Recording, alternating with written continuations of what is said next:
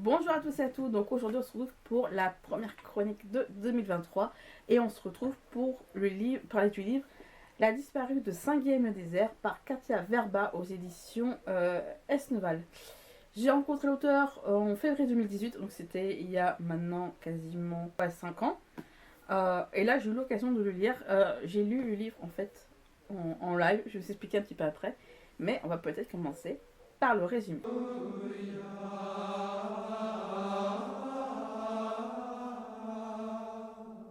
On est le 21 juin 1986, donc dans le sud de la France, chez la famille de Chavy, donc qui est une famille assez bourge, si je peux me permettre, qui habite dans une grande maison.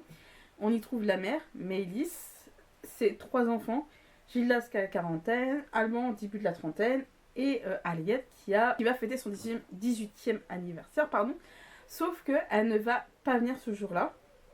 Tout le monde s'inquiète. Maëlys la mère, frère d'Aliette, donc Gildas et Alban. Il y aura Octave, l'oncle d'Aliette, donc le frère de Maëlys, ainsi qu'évidemment les domestiques de la maison. Sauf que, faut savoir une chose, c'est que Aliette est habituée à faire des fugues, elle en a fait 2 par le passé, sauf que, en fait, pour vous la faire courte, Aliette a déjà fugué, mais elle a laissé des lettres, et elle est toujours revenue à la maison. Donc évidemment, il faut savoir qu'il y a également un passé un peu de délinquance, vol, etc. Mais rien qui la laisse à supposer qu'elle disparaisse du jour au lendemain, sachant qu'elle avait passé la journée chez une de ses amies en ville, à côté. Que s'est-il passé ce jour du 21 juin 1789? Est-ce qu'elle a disparu ou pire? C'est ce qu'on va comprendre après, sachant que l'histoire se passe 1 an après la disparition d'Aliette.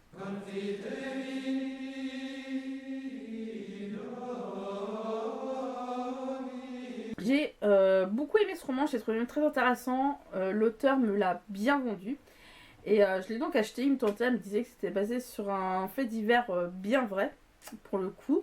Je me suis pas plus renseignée que ça pour vraiment, parce que l'autre temps j'ai oublié, et je me suis dit ça peut être intéressant de lire ce livre en live sur Twitch. C'est pas le premier que j'ai lu en live, le premier que j'ai lu en live c'était donc Au revoir là-haut, même si je l'ai pas lu en entier en live. Mais je me suis dit, celui-ci, je l'ai réellement lu à voix haute, en live entièrement. Les post-it, c'est des mots que je pense à mettre dans mon petit dico à moi. Mais je l'ai lu en live et je trouve ça assez intéressant. Donc pour ceux qui s'intéressent, par vote, via Discord et Instagram, je lis des livres à voix haute sur Twitch. Donc évidemment, tout est en barre d'infos. C'est pas le sujet. Donc évidemment, je lis le roman, etc. Et puis au fur et à mesure, c'est très entraînant au point où, limite, j'aurais pu lire en toute une après-midi sur lire en live, par exemple, ça sur la... Mais je me retenais, je voulais lire en live, c'était un peu un objectif de tout ça. En fait, c'est très entraînant parce que, on va dire, dans des cas comme ça, des cas de disparition, pour vous la faire court, c'est assez fréquent, ça me tue de le dire, j'ai pas les stats pour la France, mais des gens qui disparaissent comme ça de leur propre gré ou par enlèvement, enfin, des gens qui disparaissent du jour au lendemain, que ce soit enlèvement, disparition de leur propre jeu, etc., c'est très courant. Mais ça a des effets un peu pervers parce que pour la famille, ça devient un peu un choc parce que les gens évidemment ne comprennent pas pourquoi ces gens-là disparaissent. Il y a ce côté où tu peux pas faire un quelconque deuil, vu qu'il n'y a pas de corps, tu peux faire retrouver parce que tu peux pas dire que la personne est décédée s'il n'y a pas de corps, parce que dès que la personne est en vie, elle a fait sa vie, etc., c'est très compliqué. Chose que Katia Verba sait retranscrire dans son roman, parce qu'on parle justement d'une disparition d'une jeune femme, pour le coup, même si elle est officiellement majeure depuis ce jour-là, avec une enquête qui piétine, et Katia Verba le retranscrit très bien, surtout vis-à-vis du point de vue de la mère. La mère, c'est vraiment le personnage principal, donc Maëlys de Chavy. Et en fait, il y a ce côté où elle va avoir des réponses à un point où elle va avoir d'autres méthodes. Elle va avoir recours à certaines méthodes autres que via la police. Alban, on ressent un petit peu ce qu'il vit, il veut aider sa mère, etc. Donc il est un peu un personnage très important, c'est dans le roman. Gildas, le fils aîné, par contre, on sait à peu près comment il a vécu la chose, la disparition de sa soeur, mais sans plus. Comme je disais, Gildas la quarantaine, Aliette 18. Donc vous voyez un peu le décalage d'âge. Et en fait, je trouve Gildas assez effacé pour le coup, parce qu'en effet, il est là pour montrer qu'il y a bien 3 enfants, donc 2 garçons dans cette fratrie. Alors après, je pense que c'est voulu de la part de l'auteur pour pas trop se noyer dans l'intrigue. Mais je pense que c'était voulu, c'est comme Octave, l'oncle, etc. Il commence à avoir un peu plus d'importance à la fin, par exemple, pour une toute autre chose, donc on va éviter de tomber dans le spoil, hein, bien sûr. Qu'est-ce que je voulais dire Donc il y a ça, et Alban, on sait un peu comment il vit, parce qu'il a ses propres soucis à lui. Alban a une copine, en fait, Somar, qui en fait est allemande. Donc il y a certes une intrigue contre la copine un peu de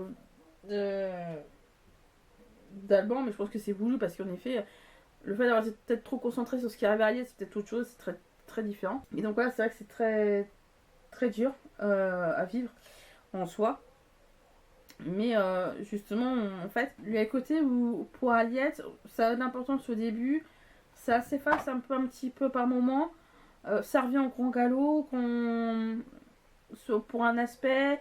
Enfin, c'est-à-dire que c'est censé être comment dire, tout ce qui est vraiment centralisé, en fait, c'est vraiment le sujet central du roman. Et en fait, on se rend compte que peu à peu, c'est pas forcément ça, c'est comment la famille se reconstruit, comment la famille vit après tout ça. C'est vraiment mis un petit peu à côté, mais ça reste quand même très présent. C'est vrai que ça a tendance à avoir été mis un petit peu de côté par moment, mais on sait que ça vient un peu galop quand il y a à peu près des petits trucs en plus qui reviennent, mais il y a des fois, on sait pas trop. Enfin, c'est censé être l'objet central du roman, mais ça l'est plus trop par moment. C'est vrai que c'est dur un petit peu à se placer. Au bout d'un moment, on sait que tel personnage est responsable de ce qui s'est passé. Parce qu'en fait tout se concorde, etc. Et c'est ce qui fait qu'au bout d'un moment, oui, certes à la fin on n'a peut-être pas toutes les réponses à nos questions, mais c'est souvent le cas dans le cadre d'affaires judiciaires, c'est que des fois on comprend pas l'acte de certaines personnes. On peut le comprendre, surtout comment on en est arrivé là, tout simplement. On se dit, il y a des fois, on se dit bah c'est dur de faire pleinement justice soi-même derrière. Donc oui, on a dit qu'on n'a pas la totalité des réponses à la fin sur ce qui s'est réellement passé de l'affaire. Mais je pense que c'est normal, ça paraît logique, c'est malheureusement le cas. C'est-à-dire quand je prends le cas de la petite Estelle Touzin, là récemment, le meurtrier, il est mort, je crois qu'il est mort il y a 2 ans. La seule personne qui peut donner des réponses, c'était la compagne de Stuart, en fait, tout simplement, j'ai oublié le nom en ce moment d'ailleurs.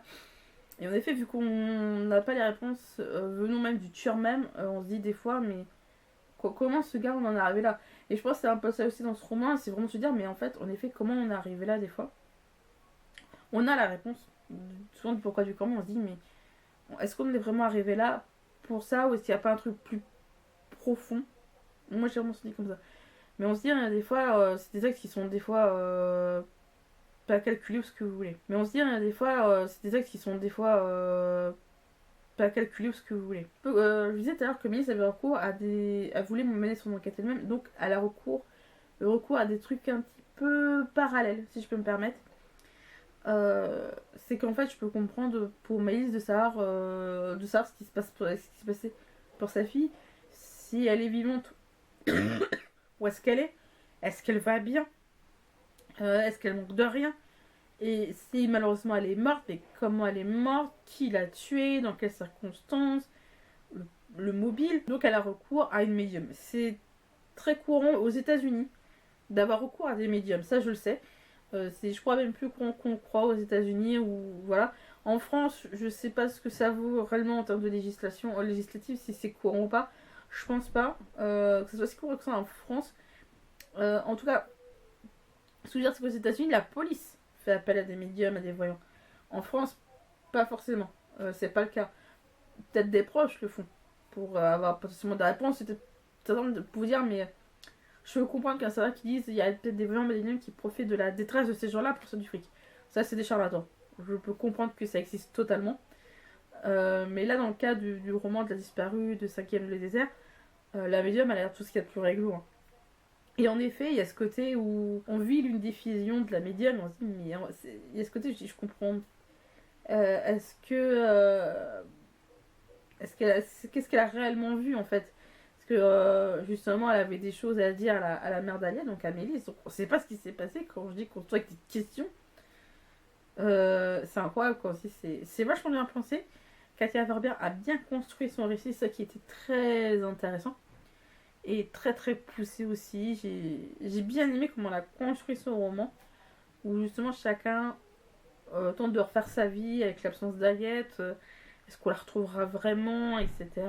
Donc tout le monde refait un petit peu sa vie à sa façon. Et c'était vraiment devenu l'élément central du roman. C'est pour ça que je dis par moment, c'est Aliette s'est mis un petit peu de côté. Mais parce qu'il fallait que la famille se reconstruise avec ou sans Aliette. Et c'est ça qui était devenu un petit peu intéressant. Et en effet, j'aime beaucoup l'écriture de Katia Verba parce qu'on est tellement. Sur le coup, j'imagine parce qu'on était tellement à fond. Et je pense que c'est pour ça que j'ai qu'elle a l'impression de son truc. Je pense que les bons romans font que tu peux pas t'empêcher de quitter le livre. Et en fait, on était tellement fond qu'on veut savoir ce qui s'est réellement passé. On veut vraiment savoir ce qui s'est passé. On veut vraiment voir ce que la médium si la médium a vraiment vu quelque chose. Qu'est-ce qui s'est réellement passé. De qui, de quoi, comment, pourquoi. On dit on peut pas mettre le roman en pause sans savoir ce qui s'est réellement passé. Et ça, Katia Verba le fait très bien, comme beaucoup d'auteurs dans ce genre-là. Mais en tout cas, c'est un roman que je vous conseille vraiment, tout ce qui va être les relations au sein de la famille, le côté policier, etc. Et c'était vraiment un très bon livre que j'ai aimé lire en tout cas.